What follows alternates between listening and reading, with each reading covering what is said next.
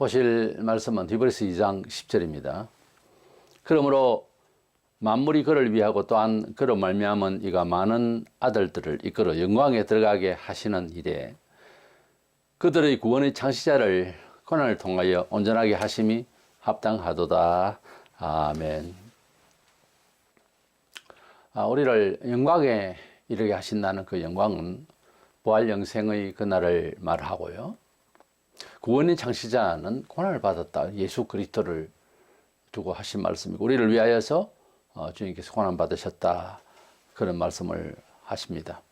우리가 구원에 있어서 먼저 하나님께서 예정을 하시고 부르시고 해서 이제 사후에 영원 천국에 가 있다가 몸이 부활 변화되는 주께서 재림하시는 그날에 우리를 영화롭게 하신다 해서 마지막 번째 구원의 서정의 영화로움에 대해서 말씀을 나누고자 합니다.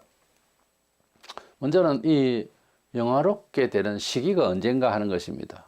이것은 개인적으로 죽을 때 개인적으로는 완전 성화, 영화로운 영혼이 되는 것입니다. 우리가 중생을 하고 비록 하나님의 자녀가 되고 어렵다 칭함을 받아도 우리 속에 있는 본성과 또 사회적인 악의에 의해서 늘 항상 시험을 받고 어떤 사람은 많이 예수님을 믿기는 믿는데 더 많이 사탄의 공경을 받을 수도 있고요.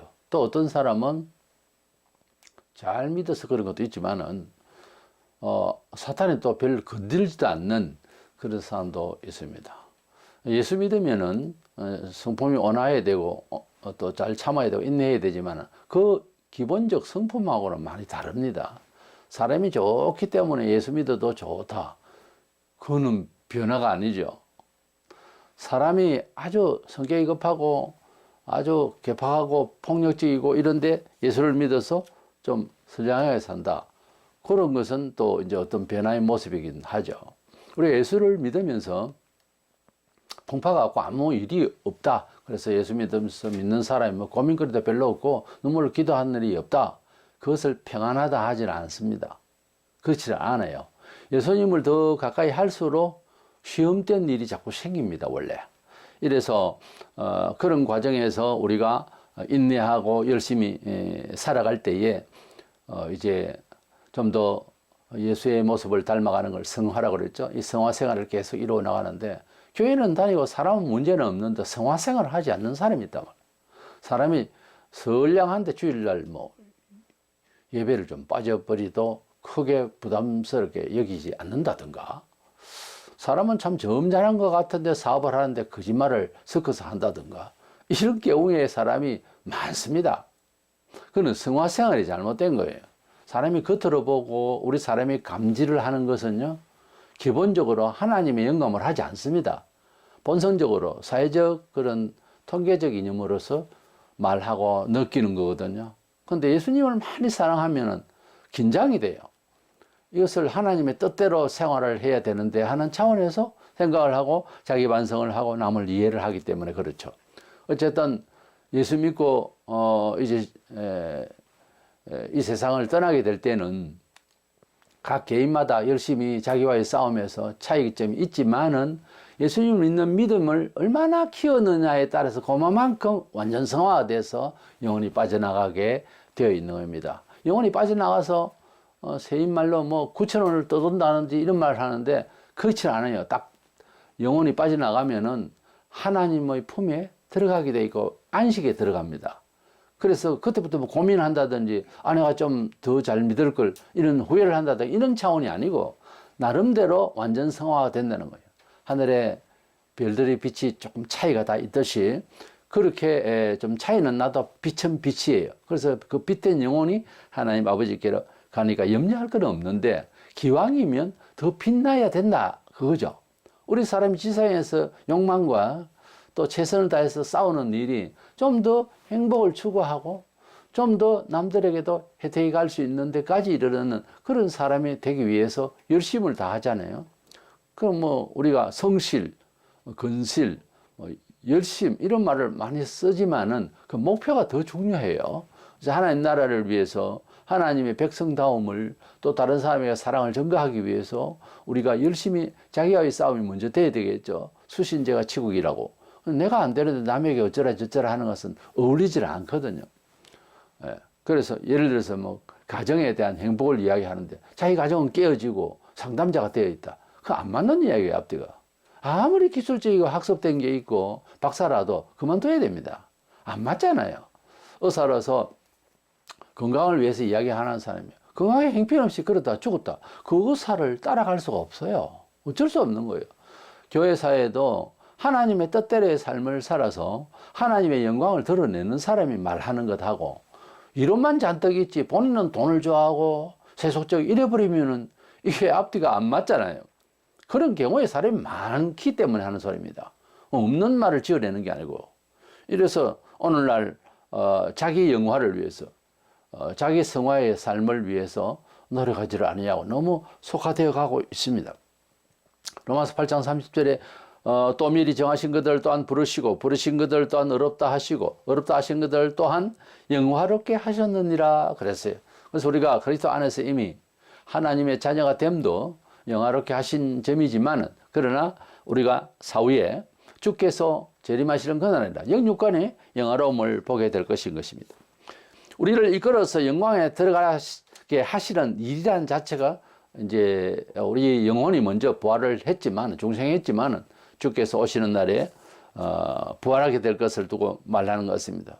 그런데 대부분 개인의 영화로움, 개인의 이제 영화로움을 느끼게 되는 것은 조금 직전에 대부분 그리스도인 같으면 하늘나라를 증명을 하고 간증을 하고 죽는 경우가 많습니다. 그거 없어도 뭐 큰 지장은 없지만 그러나 대부분 그렇게 확신을 가지고 있습니다. 나도 확신을 해야 되지 하고 마음에 그런 마음을 가지게 되는 것도 있지만은 평소에는 좀 둔하게 살다가도 그날에는 굉장히 그 밝은 정신을 가지고 불신세계의 사람도 죽을 때에 가끔씩 정신을 바짝 차리고 말을 하다가 바로 숨을 거둔다 하거든요. 우리 성도들이 하나님의 자녀에 대해서 얼마나 많이 듣고 체험하고 경험하고 이해하고 평생을 그래놓고 죽을 때 예수 안 믿는다 하면 이거 하늘이 무너지는 이야기지. 예수를 구주로 믿고 나의 생명을 위하여 내 죄를 위하여 주님 당신은 돌아가셨습니다. 그 수없이 이야기한 그 말을 정말 그때에 고백할 수 있고 그렇게 믿을 수 있을 때 영안이 열려서 하나님의 나라가 보이게 될 것인 것입니다. 그때에 우리가 간증을 하고 고백을 하고 죽는다면 영원히 주님께로 간다면 주변 사람들이 천국과 이 세상의 거리를 한 걸음 차이를 알 것입니다. 그러니까 바로 살려고 해야 되고 그러니까 하나님 뜻대로 살려고 애를 쓰겠죠. 그래서 죽음의 현장이 어쩌면 잔치집에 가는 것보다 조살집에 가는 게 낫다고 전도서에서 말을 할 때 때문에 우리가 하나님의 나라를 참 사모하면서 하나님의 나라의 그 영화로움을 기억하면서 사는 것이 세상을 이기는 힘입니다. 뭐 물질적인 손해를 보고 당하고 매를 맞거나 뭐 별 일을 다 당하는데 예수 믿는 사람으로서는 하나님의 나라에서 받을 상을 그 빛을 생각하면 다 참아버려야 돼요. 안 좋은 일이 오히려 더 그것이 영광이 될 날이 오게 되니까 핍박이 많을수록 영광이 될 날이 오니까 잘 인내하는 우리가 되기를 원합니다. 계시록 21장 26절에 보면 사람들이 성도들을 말해요. 만국의 영광과 존귀를 가지고 그리로 들어가겠고 영광과 존귀를 가지고서 천국을 들어간다. 이거는 세상에 무슨 지위를 가지고 들어간다 그 말이 아니고 하나님을 믿고 하나님 뜻대로 사느라고 영적으로 많이 어려웠던 그런 이제 영광스러운 그런 영적인 일을 그런 사연을 가지고 그날에 빛된 사람으로 들어온다 하는 그런 뜻입니다. 두 번째 생각하는 것은 하나님 나라에서 영화로울 때 그 영화로움의 차이가 무엇이냐 하면 지금 우리가 말하는 교회에서 말하는 하늘의 상급을 뜻합니다. 우리가 하나님이 주시는 상급이라고 하는 것은 은총을 말하는 건데 그것이 지상에서 하나님을 사랑하며 또 교회를 위해서 일한 만큼의 어떤 은총을 받는 많은 사람들의 간증이 있잖아요. 본인은 그런 일이 일어나는지도 모르고 살고도 있는 경우가 허다하고 또 혹 없더라도 여러 사람들의 간증이 있기 때문에 특이하게 한 사람의 일이 아니잖아요. 하나님께서 은총을 주셔서 복된 그런 역사가 많이 있거든요. 근데 하나님의 나라에 가서 받을 상은 지상에서 억울함을 당하고 어쩌면 복이 없다 싶은 경우도 많습니다. 특별히 순교라든지 순교자의 또 자녀가 뭐 갑자기 부자가 되고 이랬으면 아 맞는가 보다 이렇게 물리적인 그런 유물사관이 우리 사람 속에 들어있기 때문에 오해를 하는데 하나님의 나라에 받을 상은 따로 있으니까 물질적인 것으로 우리가 대체 생각을 하는 것이 잘못된 거예요. 우리가 세상에서 얼마나 충성스러우냐 하는 것도 막 애를 쓰고 전도하고 뭐 교회 열심히 일을 하고 일하는 걸 보면 땀을 뻘뻘 흘리면서 일을 하고 하는 걸 보면 참 저분은 열심히 한다 이렇게 말했는데 하늘에 가서는 또 어떤 사람 능력을 행하고 막 이랬는데 하늘나라에서는 상이 오해가 될 수가 있어요. 이게 사람의 뜻으로도 종교활동을 할 수가 있거든요. 그러지 마세요. 그러면 나중에 피곤을 느끼고 원망이 돼요. 나중에 좋은 소리 못 듣고 이러면 스트레스 쌓아가지고. 근데 우리가 하나님의 일을 할 때는 어떤다? 성령으로 해야 돼요. 성령님의 감화 감동으로 진리의 빛 가운데서 일을 하고 하는 것이지. 그리고 자기가 A라는 사람의 일을 보고 덩달아서 열심히 하겠다고. 원래 군중심리도 따로 그래요. B라는 내가 그대로 일을 할 것 같이 설치면 성경에 걸려드는 이야기입니다. 성경에는 자기 분량이라는 게 있어요. 정도가 있고 자기가 받은 은사의 어떤 성질이 있습니다. 근데 그걸 흉내를 내려고 사모하거나 이러면 안 되는 거예요. 힘들어요. 아무리 흉내를 내도 결국 하는 일 태도는 자기식으로 일을 하게 돼 있어요. 그게 그렇다는 거예요. 원래 그 사도 바울이 율법주의의 그 외식된 문화 속에서 선생이었거든. 근데 예수님을 만나서 그가 활동을 할 때 제일 걸려드는 자기와의 싸움이 뭐냐 하면 율법주의예요. 세속에서 생각했던 그때 당시 유대 사회가 완전히 외식된 종교 문화인데 그게 자꾸 드러나는 거죠. 그리고 야고보 형제도 야고보서를 쓸 때에 정말 예루살렘 근처에서 늘 이제 주목받은 사람이기 때문에 그가 생각하니까 이게 행동이 없이 자꾸 믿는다 하고 하는 행제들이 너무 많은 거예요. 어떤 면에 있어서는요, 자기 속에 자기 문제를 이야기할 수 있어요, 성경은. 그 야고보 자기 자신이 오히려 이 믿는 것하고 행위가 언밸런스한 것을 통달해야 하는 내용인지도 몰라요. 우리가 원래 무엇을 강조를 많이 하면 어떤 면에서는 자기 이야기거든요. 뭐 잘못 살았네, 잘 살았네, 막 너무 열을 내면은 본인이 그럴 수도 있어요. 본인 이야기일 가능성이 참 많아요. 역설적으로 그렇게 될 리가 참 많습니다. 그래서 믿음의 생활이 이거 뭐 바로 안 되고 자꾸 엉뚱하게 반대로 나가거나 본래 기질을 그걸 자꾸 고집을 하는 거예요. 우리는 뭐 율법주의자니 뭐 이런 것도 아니지만 동양윤리적인 입장에서 한국은 예를 들어서 뭐 착한 사람, 선한 사람, 사람이 반듯한 사람, 교육이 된 사람 이런 등등으로 우리가 사람을 평가할 수가 있습니다. 그대로 들고 와서 교회에 와서 자꾸 입으로 그렇게 말하고 느끼면은 조금 이것은 착오날 수가 있습니다. 우리가 예수 믿어도 착해야 되고 뭐 하는 경우가 이제 이렇게 많이 교훈되고 있지만은 그러나 그거를 가지고 하나님의 뜻대로 심판을 하는 것처럼 생각하면 큰 오해를 하는 겁니다. 그러니까 이게 탈바꿈을 해야 되는 거예요.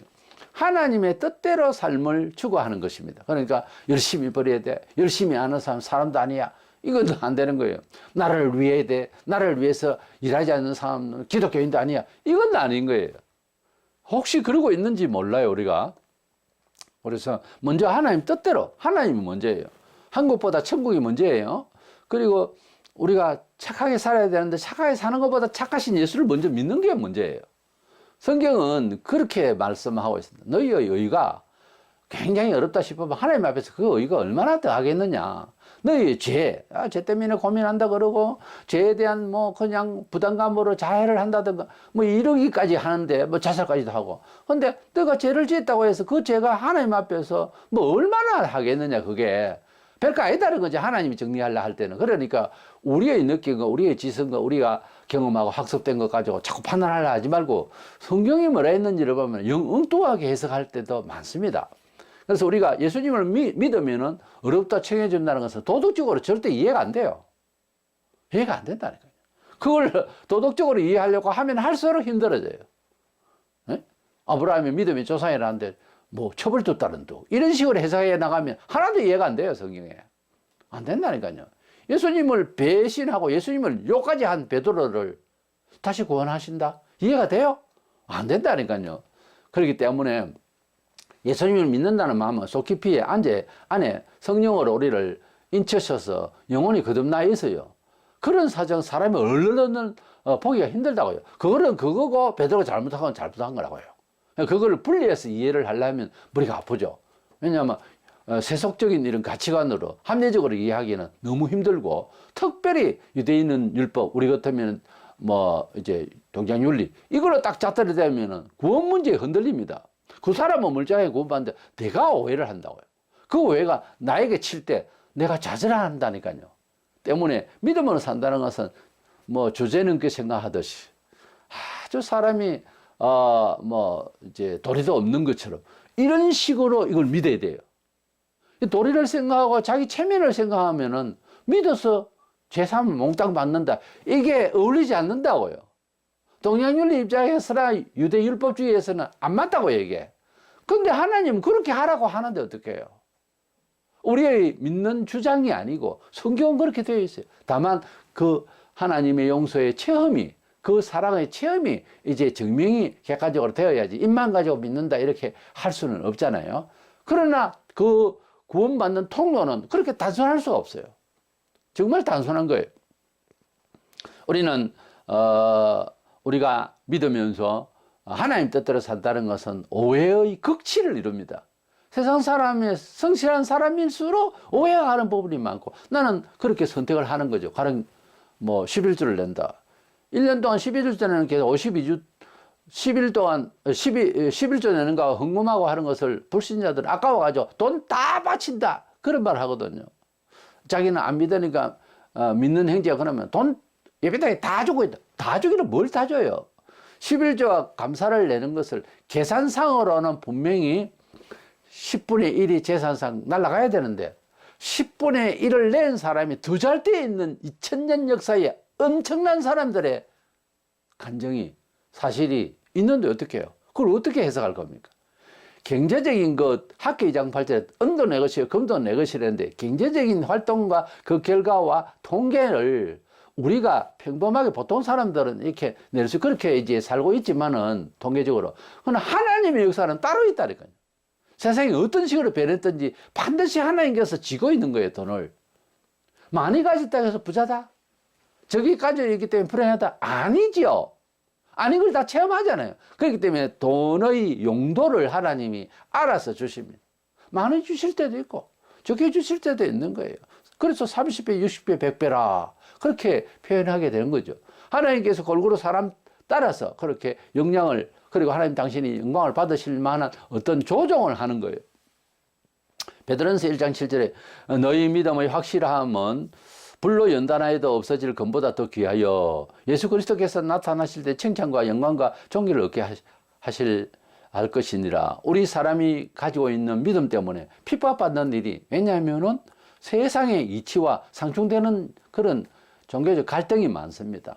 그래서 이런 이념적 갈등, 문화적 갈등이 일어날 때에 잘 참아냈을 때 그것을 영광과 존귀로 갚아주실 하나님이시라는 거죠. 이래서 빛나무의 상급의 차이는 우리가 충성의 차이, 자기 인내의 차이, 그리고 하나님께 영광을 돌리기 위한 하나님 뜻대로의 삶의 그런 여러 가지 과정의 차이입니다.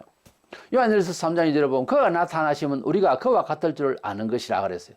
우리의 부활의 영광의 몸은 예수님께서 재림하실 때 그 몸하고 우리 몸하고 질상 같다는 거예요. 영광의 차이는 따로 있고 질이 같은 몸이 된다는 거예요. 우리가 꼭 같은 그런 부활에, 예수님께서 부활하신 그 몸만 굉장하고 신비롭고 그런 몸이다가 아니고 우리가 그 몸을 입을 것을 미리 좀 당겨서 마음에 채워야 됩니다. 희열이 넘쳐요. 와, 우리가 평소에 뭐 날아가고 싶고 그래서 비행기도 만들고 그러잖아요. 우리가 뭔가 오래오래 살고 싶고 그래서 영원하자, 우리 우정이 영원하자 이런 말을 쓰잖아요. 우리가 아무리 부담 없이 그냥 교통 문제도 얼마나 많아서 흉 날아가고 싶다. 뭐 이런 순간에 필요할 때 그런 생각들을 많이 하잖아요. 그 나라에는 그렇게 되는 거예요. 정말 그렇게 되는 거예요. 될 수가 없는 것을 사람은 상상하지 않습니다. 대사전을 놔놓고 많은 이야기 있잖아요. 상상이 현실화되기 때문에 그런 추구를 위한 말들이 생긴 거예요. 그렇게 아셔야 됩니다. 그래서 무엇이든지 하나님께서 안 된다 하면 안 되지만 된다라고 하신 것은 다 되기 때문에 사람이 그렇게 상상의 나래를 펴면서 많은 생각을 하는데 그 생각이 꿈이다 그러지만 사실이 될 수가 있는 그런 날이 오게 되는 건 바로 부활의 날입니다. 그래서 주님과 같이 그 몸이 될 것이다. 요한은 그렇게 말했습니다. 고린도서 15장 40절 44절을 보고 하늘에 속한 형체도 있고 땅에 속한 형체도 있으나 해의 영광이 다르고 달의 영광이 다르며 별의 영광도 다른데 별과 별의 영광이 다르도다. 죽은 자의 부활도 그와 같으니 육의 몸으로 심고 신령한 몸으로 다시 살아나나니 육의 몸이 있은 적 또한 영의 몸도 있느니라. 그래서 영의 몸, 부활의 몸을 말합니다. 우리가 영광이 다 해의, 달의, 별과 별들의 빛의 차이점을 우리가 육안으로 지금 보고 있습니다. 그와 같이 영적으로도 지상에 살면서 성도들 사이에서도 영감이 뛰어난 사람의 말과 그리고 그 사람의 얼굴에서 나타나는 모습하고 영감이 어두운 사람이 같은 교인이라도 그리고 게으른 사람은 표가 나죠. 특별히 기도를 많이 하고 있는 꼭 목사만 아니라 평신도라도 영혼이 맑고 깊은 기도 생활을 많이 하는 사람은 성도들을 분석을 쫙 하게 돼 있어요. 딱 만나면은 그렇게 척득하면서 보이는 겁니다. 빛으로 조명해서. 그래서 영안이 어두운 사람과 영안이 밝은 사람은 말을 안 해도 표가 나죠. 선택이 다르고 말이 다른데 어떻게 딱 보면. 그래서 하나님의 나라에 가면 그 빛의 강도가 다 달라요. 다 빛이라서 아쉽게 생각하지는 않습니다. 왜? 자기가 자기만큼 싸웠거든. 그러니까 불만하지 않아요. 그 나라에는 불만이나 상대적 빈곤의식이 전혀 없습니다. 그냥 기쁘고 감사하죠. 기왕이면 더 빛나자 그거예요. 그걸 위해서 뭐 화장하듯이 빛나는 것 같으면 안 해도 되죠. 근데 그것이 아니고 영원토록 자기의 즐거움과 천사들의 찬미를 받을 역량을 말해요. 그러니까 그 빛이 우리 몸이 부활을 할 때에 그 빛이 차이가 확 나서 너무 격차가 나면 삼자가 볼 일이 없지만은 그렇게 이제 초항을 하고 높여주고 막 이루고 싶은, 물론 빛이 적은 빛이라도 빛나기 때문에 환한 얼굴로 같이 살게 될 것입니다. 그러나 하늘의 상급이라는 건 반드시 주어지는데 이렇게 바울이 말했듯이 해와 달과 별과 별들의 은하수도 또 틀리잖아요. 이 빛이 다 차이가 있다는 거예요. 이래서 우리가 하나님 나라에 가서 받을 상을 위해서 이 지상에서 기독교 생활을 한다 하는 이 점은 공통된 철학이 돼야 됩니다. 전혀 그 생각이 없다. 제가 볼 때에는 종교인이에요. 그대는 하나님의 나라에 가서 받을 상을 바라본다. 물론 지상에서도 은총을 주시겠죠. 근데 그거는 뒷전이에요. 예수 잘 믿으면은 정말. 그리고 하나님 나라에 가서 받을 상을 위해서 그 설명할 수 없는 영화를 위해서 많이 노력을 하는 사람은 지상에서 일어나는 여러 가지 현상에 대해서 치우치지 않습니다. 그리 많이 억울해하지 않습니다. 그리 많이 복잡하게 계산하지 않습니다. 너무 세상적으로 계산하고 교회 안에서 누가 축복을 받았네, 덜 받았네, 나는 경험 어떠네, 너무 계산하지 않습니다. 계산하지 아니하고 하나님의 나라에 받을 상을 바라보면서 주의 뜻대로 이제라도 나는 내 식으로 내 입장에서 이제 가는 거죠. 그렇게 하다 보면 참 좋은 날이 오게 됩니다. 그걸 경험을 못한다 하면 좀 억울하지. 그러니까 하늘의 상을, 즉 내세주의적 신앙이 안 돼 있으면, 다른 말로는 재림 신앙이라고 하는데, 예수께서 오실 때 그날을 기다리면서 인내하고 참는다는 재림 신앙이 안 돼 있으면은 종교인이지. 한마디로 말해서 종교인 생활을 하는 거예요. 극단적으로 말해서 확실하게 말하면 종교인은 부활하지 못합니다. 종교 생활을 하는 것은 부활하는 게 아니에요. 교회 안에도 능력을 행한 목사도 있고 했는데 그 목사가 주님이 심판하는 날에 주님이 모른다 그랬어요. 주님이 알지도 못하는 짓을 했다는 거예요. 무서운 이야기 아닙니까? 그래서 우리가 주님의 뜻을 알아야 되겠고요. 또 주님의 뜻대로 살려고 노력해야 되겠고요. 그랬을 때 하나님 나라에 가서 많은 상을, 그 큰 상을 우리가 그건 너무 멀리 있는 생각이라서 어렵습니다 하는 사람은 내가 제안을 하지요.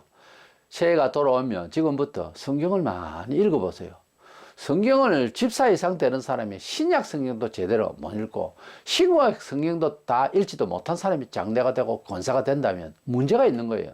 달리 문제가 있는 게 아니라 많이 안다고 뭐 잘한다는 뜻이 아니고요. 모르고 믿는 것은요, 본성적 종교성으로 믿기가 쉬워요. 그래서 매일 하나하나 땜질하듯이 목사가 자꾸 가르치면 그것도 피곤한 일이잖아요. 전체를 훑어보라고요. 전체 내용을 알면 또 알고 또 알고 또 알면 어떤 사람은 그래요. 예수 믿고 난 뒤에부터 보낸 세월만큼 읽으라 그래요. 자기 나이만큼 성경을 통독을 해야 된다 이런 말이 있어요. 물론 뭐 70 노인이 돼가지고 예수 믿었다. 지금부터 70분 읽으라면 안 맞죠. 내가 교정을 해서 말씀드리는데 자기가 예수 믿고 몇 년 됐는지 그 연수만큼 성경을 통독하라. 그 말은 1년에 한 번씩은 읽어야 되는 거예요. 최소한도. 근데 안 읽었다. 그건 아니에요. 하루에 서너 장만 읽어도 충분히 자기 믿은 연수만큼 채워집니다. 성경을 아는 것하고 그냥 믿는다 하는 거하고는 상당한 갭이 있습니다. 일제 때 산송교자 안혜수 선생 이제 소천하신 분이지만은 그 주기철 목사님하고 다 평양 감옥소에 있었잖아요. 그분이 성경 몇 번 읽고 순교자의 길로 간 줄 압니까? 15번도 안 읽었어요. 14번, 15번 그 정도 읽고 순교할 수 있는 힘이 생긴 거예요. 물론 그때는 조금만 읽어도 믿음이 너무 단순하게 잘 순종할 시절이라 간절하면 참 믿음이 많이 들어갔던 시절이라 좀 차이는 있지만은 요즘 성경 안 읽고 예배 생활 옳지 않고 주일날 빠져먹고 그리고 기도 생활 너무 없고 믿음이 잘 생기겠어요. 믿으면 들으면서는 들으면 그리스도의 말씀이라고 했습니다. 우리가 하나님의 나라에 가서 영화롭게 살 때에 이 모든 사연을 전부 다 서로 느낄 겁니다. 아, 저분은 많이 참았구나. 저분은 참 우리 교회에서 그렇게 수고하더니 우리는 그때 잘 몰랐는데 저렇게 참아냈구나. 야, 저분이 여기서 이렇게 상 받을 줄 몰랐다. 이럴걸요. 누가 천국에 가보니까 올 사람이 안 왔고 또 안 올 사람이 와 있고 또 상급이 다르더라는 거예요. 너무 빛나 보여서 어떻게 된 거지? 그리고 계속 간증을 했다고 하는데 그게 맞는 말이에요, 사실은. 우리가 지상에서 기독교 생활을 한다 하지만 반만 거의 종교 생활들이에요. 그게 아니고 하나님 말씀대로 살아가려고 하면 어느 시대 어느 누구라도 고통이 오고요. 힘듭니다. 그러한 문화적 충돌이 일어나고 그게 정상이에요. 그러면서도 안 자빠지고 안 서러져서 주님을 끝까지 잘 따라가는 주일 순서 11조 전도생활 기도생활 봉사생활 이런 평범한 생활이 되어야 되겠고 이 생활을 통하여서 자기가 하나님 자녀라는 것을 분명해 보이고 거기에다가 플러스로 충성스러운 또 다른 면모를 어느 분야든 충성하는 복음을 위해서 영혼 구령을 위해서 하나님 나라를 위해서 인내하고 참는 그런 이제 자기 존재감보다 하나님 나라의 하나님 아버지의 이름의 존재감에 대해서 걱정하면서 조심하면서 살아가는 거죠. 요즘은 뭐 교회에서 잘못하면 치리도 안 해요. 안 하면 나가버리니까. 옛날에는 어떤 뭐 그런 말이 있어요. 권사님 둘이가 머리를 쥐어 뜯고 서로 싸웠어요. 그래서 권면을 하고 3개월 동안 이제 뭐 기도도 안 시키고 장로의 일도 그런 일도 있는데 그렇게 해버렸어요. 공개적으로. 요즘 같으면요, 뭐 안 나올걸요, 교회. 근데요, 매주 나오면서 두 사람 싸우기는 그냥 둘 다 울고 있는 거예요. 3개월 동안 계속 울고 마치고 난 뒤에 온 성도들에게 죄송하다고 그러고 그러던 시절이 있었다니까요. 자기가 잘못한 것을 교회에 나와가지고 나와 같은 죄인이 없습니다 하고 고백을 스스로 하는 사람도 있었습니다. 예수 믿고 난 뒤에 실수가 됐을 때 다른 사람이 아니고 바로 제가 그랬습니다. 주일날 회개해야 되겠다 싶어서 펑펑 울면서 회개를 온 교인이 다 울었어요. 회개했습니까, 여러분은? 회개를 했다 하지만 믿는다고 말은 하는데 회개하셨느냐? 회개한 사람은 속에 흔적이 있어요. 완전히 바닥을 친 모습이 보여야 됩니다. 그래야 하나님이 은총을 주시고 우리가 기도를 많이 하고 열심히 해야 잘 될 것 같지요. 안 그렇다니까요. 안 그래요. 저 사람은 별 싫지도 않는데 왜 잘 되지? 아니라니까요, 그게. 열심만 가지고 다 되는 게 아니에요. 세월을 돌이켜보면 하나님의 은혜로 되는 거예요.